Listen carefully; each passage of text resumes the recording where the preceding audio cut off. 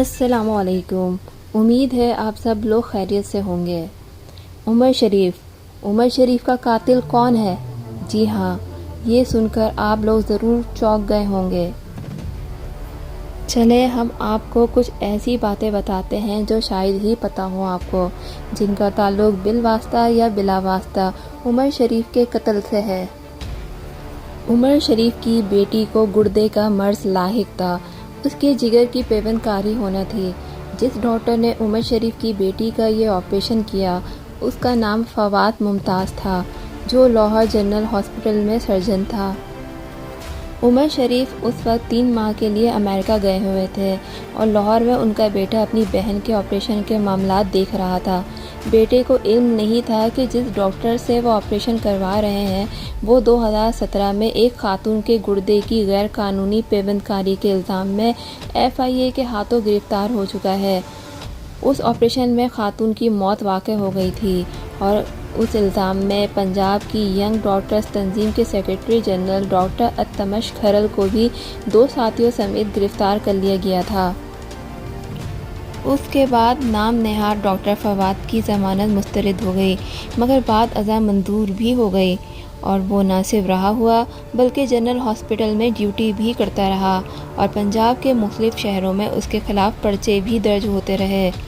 उमर शरीफ के ख़ानदान से उसने गुर्दे की पेवंदकारी के 34 लाख रुपए वसूल किए और आज़ाद कश्मीर के किसी नामालूम मुकाम पर ऑपरेशन किया जो नाकाम हो गया। उमर शरीफ के बेटे की दरख्वास्त पर FIA ने डॉक्टर फवाद मुमताज़ के घर पर छापा मारा, मगर उसकी गिरफ्तारी ना हो सकी। इस वाक़े ने उमर शरीफ की दुनिया उजाड़ दी। उन्होंने कभी ख्वाब में भी नहीं सोचा होगा कि उनके अपने मुल्क में उनकी बेटी की सर्जरी एक जराइम पेशा डॉक्टर करेगा, जिसकी वजह से बेटी की जान चली जाएगी।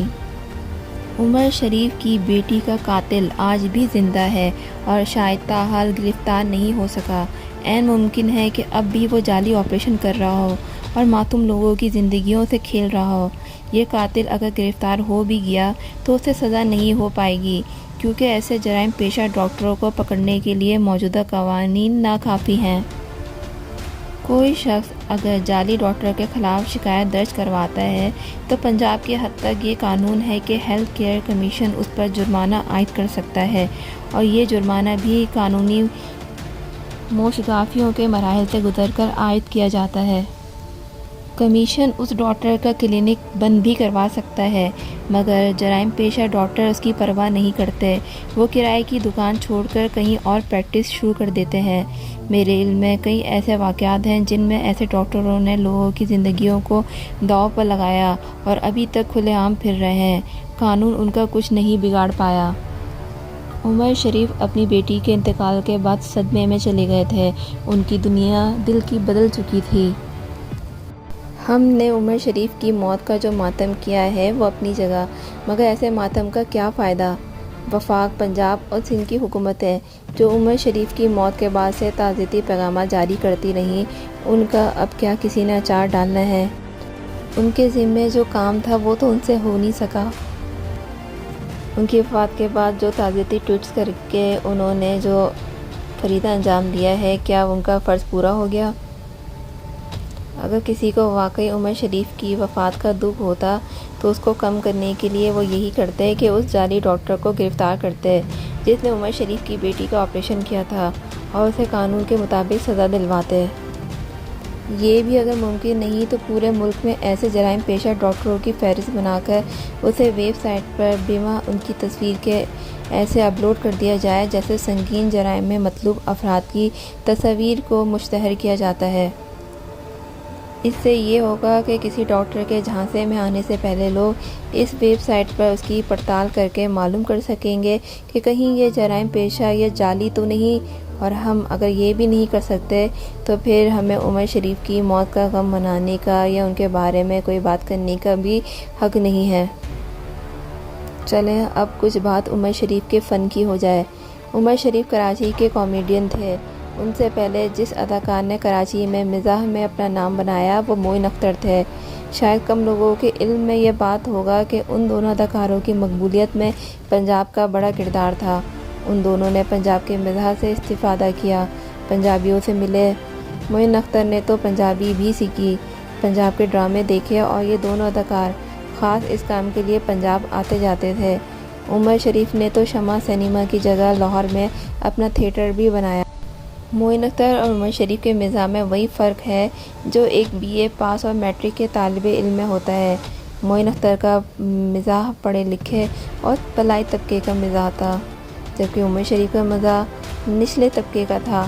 معین اختر نے اشرافیہ میں بہت جلد اپنی جگہ بنا لی تھی اور کافی کلچرڈ چیزیں اور گفتگو سیکھ لی تھی، جبکہ عمر شریف یہ کام نہیں کر سکے۔ شروع میں تو ان کا تلفظ بھی درست نہیں تھا، وہ یہاں کو نیا کہتے تھے۔ یہ تلفظ معین اختر نے ٹھیک کروایا۔ اس کے علاوہ بھی معین اختر نے عمر شریف کی تربیت کی، جو ان کے اعلیٰ ظرف ہونے کا ثبوت ہے، اور جواباً یہ عمر شریف کی بڑائی ہے کہ وہ برملا اس کا اعتراف بھی کرتے تھے، ورنہ اپنے یہاں تو جس شخص کو شہرت ملتی ہے وہ سب سے پہلے اپنے محسنوں کا ہی پتہ صاف کر دیتا ہے۔ عمر شریف کی اصل خوبی ان کے مکالموں کی ادائیگی کا انداز تھا۔ ان کے بولنے کا انداز ایسا بے ساختہ تھا کہ جملے میں مزاح نہ بھی ہو تو خواہ مخواہ ہنسی آ جاتی تھی۔ وہ پنجاب کے مزاحیہ اداکاروں کی طرح فی البدیہہ جگت لگانے کے ماہر تو نہیں تھے، مگر ان کی شخصیت ایسی تھی کہ جہاں جاتے لوگوں کے چہروں پر خود بخود مسکراہٹ آ جاتی۔ عمر شریف سے پہلے کراچی کا مزاحیہ تھیٹر بالکل بے جان اور پھیکا تھا۔ عمر شریف کے ڈراموں نے گویا اس میں جان ڈال دی۔ شروع میں وہ محلوں میں کھیل کیا کرتے تھے، جہاں سے آہستہ آہستہ انہیں شہرت ملی، اور پھر بکرا قسطوں پر اور بڈھا گھر پہ ہے جیسے تماشوں نے ان کی شہرت کو چار چاند لگا دیے، جس کے بعد انہوں نے پیچھے مڑ کر نہیں دیکھا۔ ہم چونکہ دعائیں مانگنے اور ماتم کرنے والی قوم ہیں، عملی کام پر ہم لوگ یقین نہیں رکھتے، اس لیے میری دعا ہے کہ عمر شریف کے قاتل کو حکومت فوری طور پر گرفتار کرے تاکہ ان کی روح کو قرار آ سکے۔